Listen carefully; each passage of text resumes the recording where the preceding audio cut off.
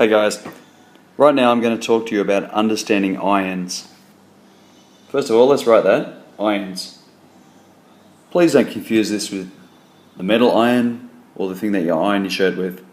Ions are chemical elements that join together to form ionic compounds. These are very, very common, and an understanding of ions is fundamental to understanding further concepts in chemistry. So let's have a look at this via two questions. I want you to think about this. Question 1. How many valence electrons are there in each group? Remembering that a group on the periodic table is a column. We'll bring the periodic table over here, blow it up a bit, get rid of these questions. Okay, group 1, hydrogen, lithium, sodium, potassium and so on. Group 2, beryllium, magnesium, calcium. Let's bring a little arrow over here. Okay, group 1, group 2, group 3 over here, boron, group 4, 5, 6, 7 and group 8. Okay, now valence electrons. Think back to our Lewis dot diagrams. Hydrogen, we worked out, has a valence of 1 valence electron. Helium has got 2. Whoops, got to draw my E.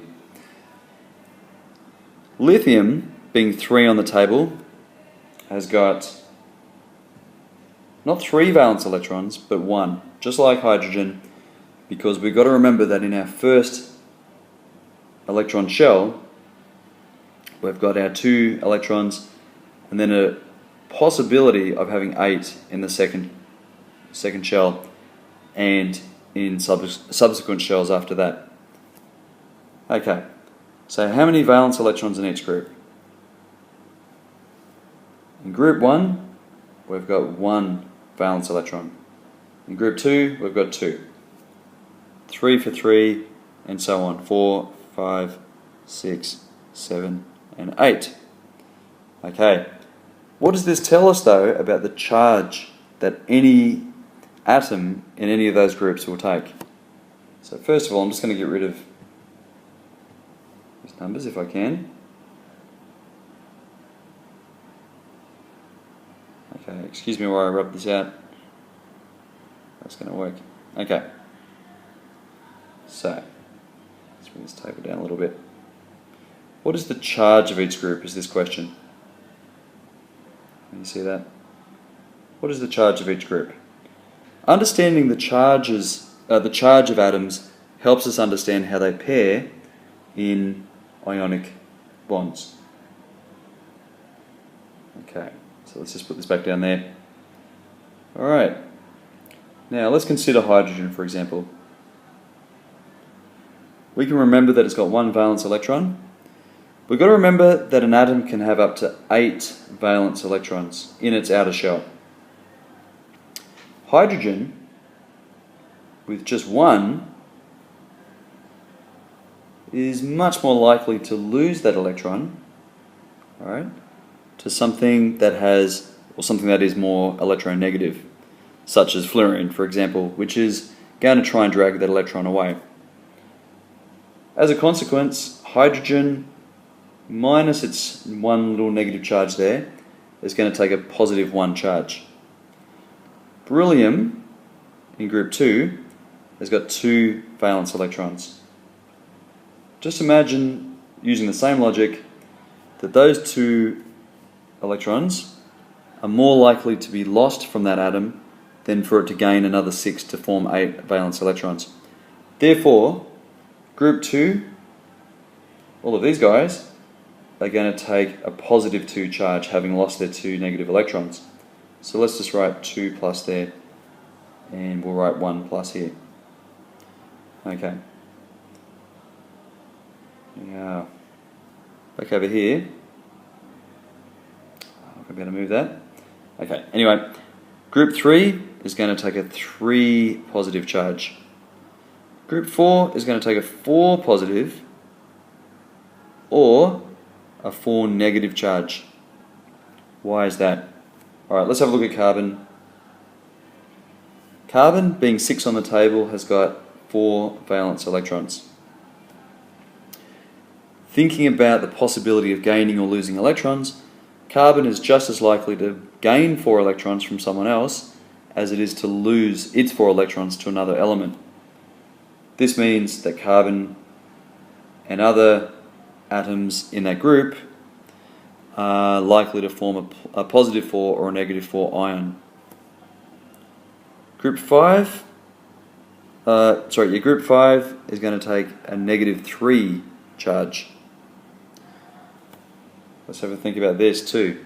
Nitrogen, number 7 on the table, gives it 5 valence electrons.